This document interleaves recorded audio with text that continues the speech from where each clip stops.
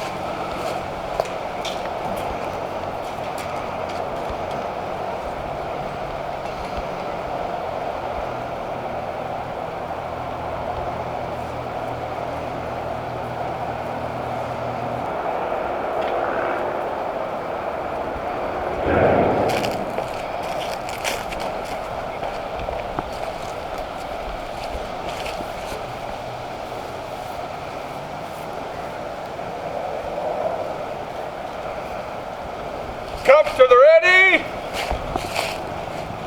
Fire!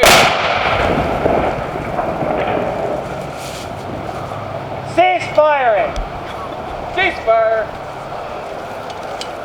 We are members of the 2nd Minnesota Battery Light Artillery. We came here today to demonstrate firing and loading a Civil War cannon.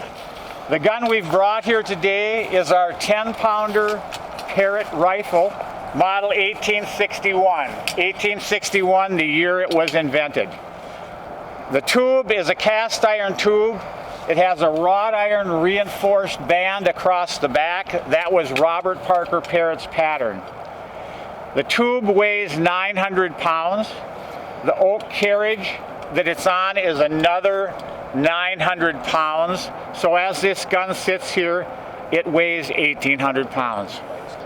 Using a 1-pound charge of gunpowder, it could throw a 10-pound projectile 5,000 yards. That's just about 3 miles. Its effective range, meaning I could pick the target and hit the target, was about 1.25 miles. There was a 10-man crew who operated the gun. 8 of them were in numbered positions and there were 2 unnumbered positions. Corporal, post your crew on the piece. Post on the piece. Mark.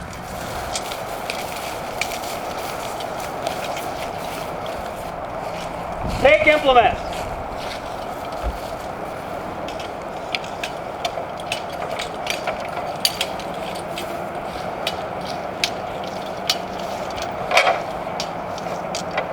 Here you go.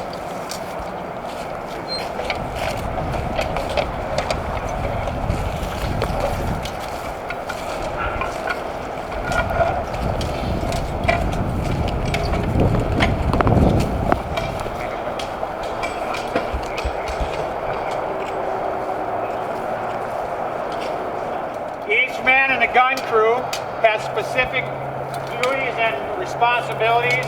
I'm going to start with number 1 on the right front. Number 1, your equipment and your responsibility.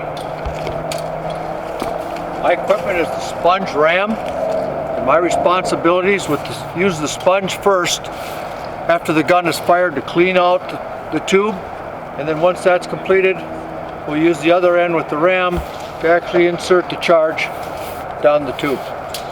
Number 2 is on the left front of the gun. Number 2, your equipment, your responsibility.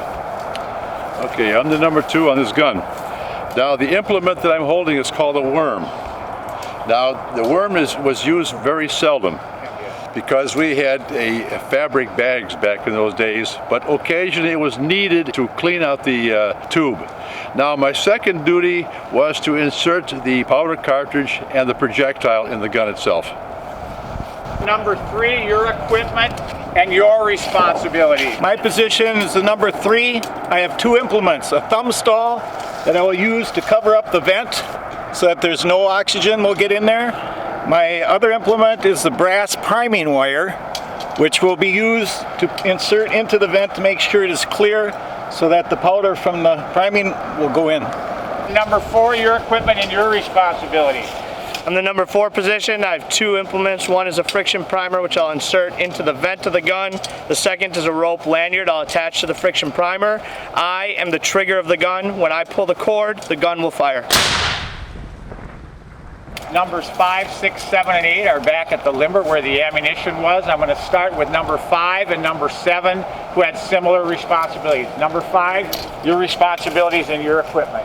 I am number 5, and my job is to carry the charge and projectile from the limber to the gunner, who will inspect it to make sure it's the right charge, and then I will carry it up to number 2, who will take those out of the bag and put it into the cannon, at which point I will then go back to the limber. We use 2 positions, number 5 and number 7, doing the same job. If they wanted us to increase our rate of fire, number 5 would be walking back with an empty bag, and he would meet number 7 going forward with a full bag. Number 6, if you would explain your equipment and your responsibility. As number 6, my job is to give the projectile and the gunpowders to number 5 and number 7. However, I'm going to be getting instructions from the gunner as to what type of projectile he wants. If it's a fused projectile, I will be cutting the fuse to the correct length using this block, and I will cut the fuse to the correct length, put it into the fuse carrier on the projectile, give it to number 5 and number 7, and they will be taking it up to the gun. This is paper fuse. It's got increments in it, so you can saw it off to get the correct timing on it. What we have displayed here are different items that come out of the limber chest on the gun. First row of items are fuses. We have 4-second, 5-second, and 8-second fuses. They were all color-coded so that there wouldn't be any mistake on the man loading it. The fuses came in packages of 5. They were inserted like this. You had to rip open a tab, pull out a fuse, and you'd have your fuse. This one would have come out of here. Okay, so that's where we're at with the fuses. Now, part of this was a friction primer.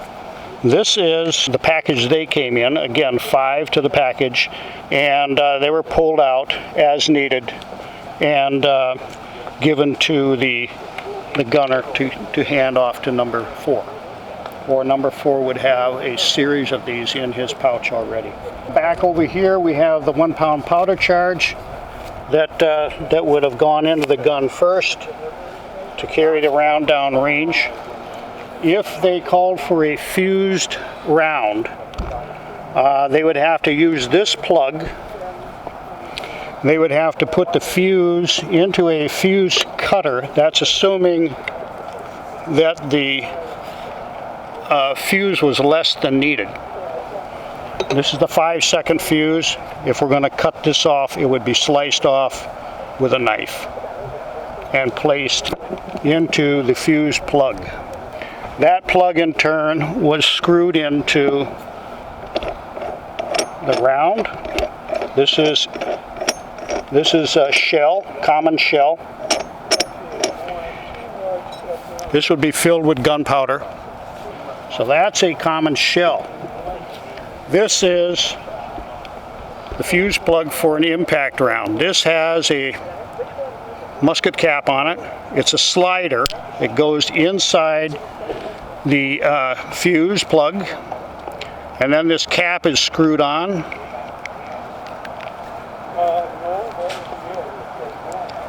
Inertia, and then it's put in the shell.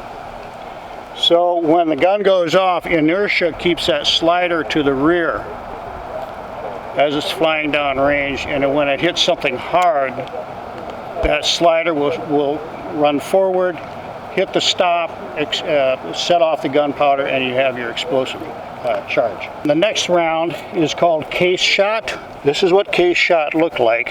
It had a fuse plug in it. The fuse was placed thusly. There was a powder train that ran down here into an explosive charge, and when the gun went off, it would light the fuse, fly for X number of seconds, light the powder train, and this would explode in the air. The next round to be used was called a canister round. This is the canister round for a Parrott. They were made by Hotchkiss in 1862. Parrott himself did not make his own canister rounds, so they bought them from another maker. If you wanted to shoot solid shell, these were also available. These disappeared shortly after 1863. There was a note that went out eliminating the solid shot from the Parrott guns because the other artillery units all had solid shots. If they were smooth bores, they could use solid shot. But the rifles were pretty well useless. They relied more on the exploding shell. Those were the 4 basic rounds in the limber chest. In a pinch, if we could not get Parrott ammunition, Hotchkiss came out with a round for his gun. This is a 3-inch Hotchkiss Bolt. It's again a solid bolt designed to do the same thing this one does. That's break things. So that was an alternative for use in the Parrott gun if we could not get ammunition when needed. Our next position is number 8, and number 8 was a corporal. As corporal, I'm in charge of the limber back here, overseeing the cutting of the fuse and that the proper projectiles are brought forward. I'm also in charge of making sure that this chest is full of powder and ammunition projectiles. If there's running low, I sit there, get them from the case on at 11 yards back to bring them forward to keep this guy full. We have 2 unnumbered positions, and our first unnumbered position is one of our corporals, and he is our gunner. My job is to sight the piece and make sure that the rounds go on target. The instrument I use for that is called a stadia sight. This sight was invented at the beginning of the Civil War. It replaced the pendulum Haas. The difference between these 2 sights is originally the pendulum Haas has a degrees of elevation like the stadia sight does. You would aim by adjusting this up and down to whatever degree elevation you needed. It would hang off the breech of the gun like this. The gunner would look down the sight. The problem with this sight is there was no windage adjustment on it. So if the wind was blowing the round to the left or right, you would have to aim the gun a little bit further left or a little bit further right to get on target. With the invention of this sight, it fits in the back of on the breech here. Here's the front blade sight. Here's the peep sight. The gunner would look through here, across here, and at the target. Should the round go left or right, he can make a windage adjustment by loosening this thumb screw and turning this either in, out, or in. Take another shot. If it was on target, then he could just keep aiming at the piece. You wouldn't have to do any Kentucky windage. My other job also was to, once the round exploded, I could see if it was too short or too long. I could call for a fuse adjustment in seconds. Also, when number 5 and 7 bring the pouch forward, I inspect the round to make sure it's what I called for. So as a gunner, when I come to sight the piece, I will get down I will look through the peep sight to the blade sight. I just increase the elevation to bring the sight into the picture. If I need to adjust left or right, I take my hand and I tap the trail and they move it left or right. Where it is where I want it to be, I signal that it's clear. I remove the sight and go back to firing position. In wars prior to the Civil War, to set off a cannon, they used a flask of fine gunpowder that they would pour down the tube, vent in the tube, create a nice little pile. Then they had an implement called the Lint Stock. And what looks like rope here, it was called a slow fuse. It was a rope, cotton rope that had impregnated with black powder. It was lit, the black powder keep the rope burning. This way, then they had a nice ember on the end, touched it to the vent hole, and kaboom. Another way that they did it is they had a quill, a paper tube filled with fine gunpowder, and they would put the quill in, and again, the lint stock to touch it off to go boom. The last position in the gun crew is the sergeant, who is the chief of the piece. He was responsible for the overall training of all of the men, and every man is trained in every position. So that if during a battle one man falls down, we have someone else who can step in and replace him. If we get down to the point where there is just two of us left, we can continue to load and fire the cannon. If one of those two people is to fall dead or wounded, it's the responsibility of the last man to spike the piece. And by spiking the piece, we want to make it inoperable for the enemy if it was captured. He takes a soft, square iron nail, puts it down the vent hole, and breaks it off. That way, if the gun is captured, they have no way to get fire on top of any gunpowder they might load inside.